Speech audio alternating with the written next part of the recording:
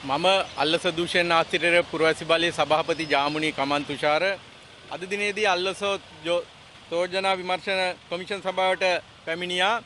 විශේෂයෙන්ම පාර්ලිමේන්තු මන්ත්‍රීවරු සියලු දෙනාම වත්කම් බැරකම් අලිත් දූෂණ විරෝධී පනත අනුව ලබා දෙන්න ඕන.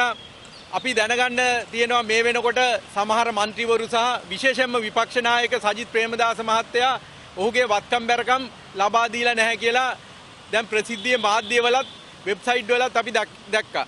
එම නිසා අපි සංවිධානයක් ලෙස සියලු වැරදි කටයුතු දකින්නකොට අඩුම ගානේ ඉදිරියේදී රට බාර ගන්න ඉන්න පුද්ගලයෙක් වශයෙන් විපක්ෂ නායක කියන සජිත් ප්‍රේමදාසගේ වත්කම් බැරකම් ඉදිරිපත් කිරීම මේ රටේ මහ ජනතාවට ඇත්තටම ඔහුගේ වත්කම් කොහොමද කියලා බලා ගන්න තියෙන නීති කෘත්‍යයට මොහු ඒ ඉදිරිපත් කළේ නැත්නම් මොහු වරදක් කළා තියෙනවා. එම නිසා අපි අද අල්ලස් කොමිසමට පැමිණිල්ලක් යොමු කරනවා.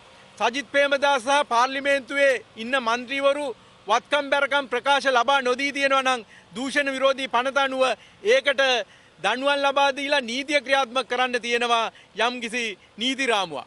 අන්නේම නිසා අල්ලස් කොමිසමට කරනවා වහම සජිත් ප්‍රේමදාස ඇතුළු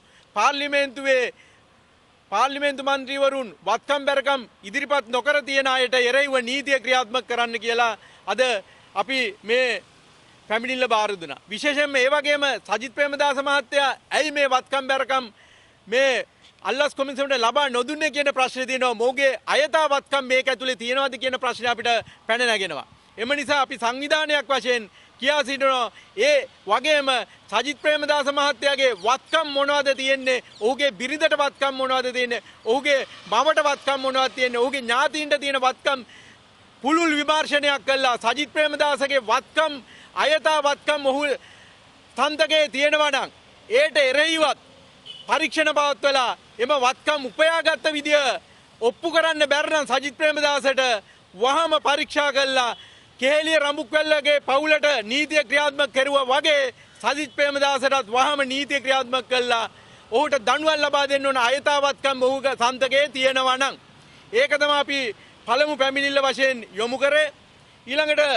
ඊළඟ පැමිණිල්ල වශයෙන් ඇත්තටම ඉදිරිපත් කරන්නේ ඒ වගේම හිටපු කැබිනට් අමාත්‍යවරයෙක් වෙන පාර්ලිමේන්තු මන්ත්‍රී රෝහිත අබේගුණවර්ධන ඉදිරිපත් කළා තියෙන වත්කම් බැරකම් ප්‍රකාශයේ තියෙන වත්කම් ඇත්ත වශයෙන්ම ඔහු ඒ ප්‍රකාශනයේ පෙන්නලා තියෙන්නේ ඔහුගේ හරි සුළු ප්‍රමාණයක්. අපි දන්න විදිහට මං කළුතර ප්‍රදේශයේ නියෝජනය කරන පුද්ගලයෙක් ඇටියට ඔහුට කිසිම වත්කමක් තිබුණේ නැහැ. ඔහු රියදුරෙක් වශයෙන් තමයි මුලින් ඔහුගේ ජීවිතය පටන් ගත්තේ. එහෙම පුද්ගලයෙක් ප්‍රාදේශ සභා සභාපති වෙලා, മന്ത്രിවරු වෙලා, ඇමතිවරු වෙලා ඔහු ගාව මහා ධනස්කන්ධයක් අපි දන්න විදිහට ඔහුගේ පවුලට, ඔහුගේ හිතවතුන්ගේ නම් වලට තියෙනවා.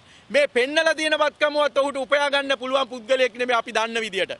විශේෂයෙන් මම කල්තර ප්‍රදේශයේ පුද්ගලයෙක් වශයෙන් කියනවා මම මීට පෙරද අපරාධ පරීක්ෂණ දෙපාර්තමේන්තුවටත් අල්ලස් කොමිසමටත් රෝහිත අබේගුණවර්ධනගේ වත්කම් බැරකම් හොයන්න කියලා පැමිණිලි දාලා තියෙනවා මීට තාම ඒ වගේ කටයුතු අපිට ප්‍රගතියක් දකින්න ලැබෙන්නේ නැහැ. එම නිසා මේ ආණ්ඩුව ඇවිල්ලා තියෙන්නේ මෙන්න මේ දූෂිත විදියට හම්බ කරපු දේශපාලඥයන් සහ නිලධාරීන්ට එරෙහිව නීතිය ක්‍රියාත්මක කරා. එම නිසා මම අද දෙවනි පැමිණිල්ල වශයෙන් අල්ලස් කොමිසමට යොමු කරනවා රෝහිත අබේගුණවර්ධනගේ මේ පෙන්නලා තියෙන වත්කම්වත් සත්‍ය වශයෙන්ම ඔහු හොයාගත්තු විදිය කොහොමද? මීට එහා උගේ මහා ධනස්කන්ධයක් තියෙන ඒ ධනස්කන්ධය කොහොමද පවත්වාගත්තේ? කොහොමද හොයාගත්තේ කියලා පරීක්ෂණ පවත්වලා නීතිය ක්‍රියාත්මක කරන්න කියලා අල්ලස් කොමිසමට දෙවනි පැමිණිල්ල යොමු කරා.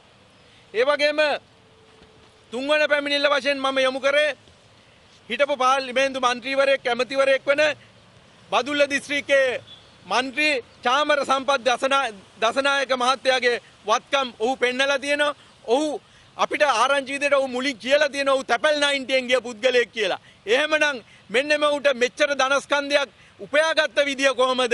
ඒ වගේම ඒ ධනස්කන්ධයටත් එහා ධනස්කන්ධ මොවුන්ට තියෙනවයි කියලා දේපල තියෙනවයි කියලා අපි සැක කරනවා. ඔවුන්ගේ ඥාතීන්ට, ඔවුන්ගේ හිතවතුන්ට මෙන්න මේ චාමර සම්පත් උපයාගත්තු දේපල විශේෂම වහාරික විකරණයක් කර මෙන්න මොවුන් අයථා ලෙස ධනය උපයාගෙන තියෙනවා නම් ඔවුන්ට එරෙහිව නීතිය ක්‍රියාත්මක කරන්න කියලා අල්ලස් කොමිසමට මම පැමිණිලි මේ තුන යොමු කරා. එම නිසා අල්ලස් කොමිසම බලාපොරොත්තු වෙනවා මෙන්න මේ රටේ මහ ජනතාවගේ හොරා කාපු ධනය මේ පාර්ලිමේන්තු මන්ත්‍රීවරුන් ඇමතිවරුන් අරන් තියෙනවා නම් ඒ ධනය වහම පරීක්ෂා කළා ඔවුන් අයතාම්බට හම්බ කරගෙන තියෙනවා නම් ඒවා රජයට නැවට අත්පත් කරගෙන උන්ට නීතිය ක්‍රියාත්මක කළා අර කේලිය රමුක්කල්ල පවුලට කරා වගේ නීතිය ක්‍රියාත්මක කරන්න කියලා අල්ලස් කොමිසමට කියා සිටිනවා. ස්තුතියි.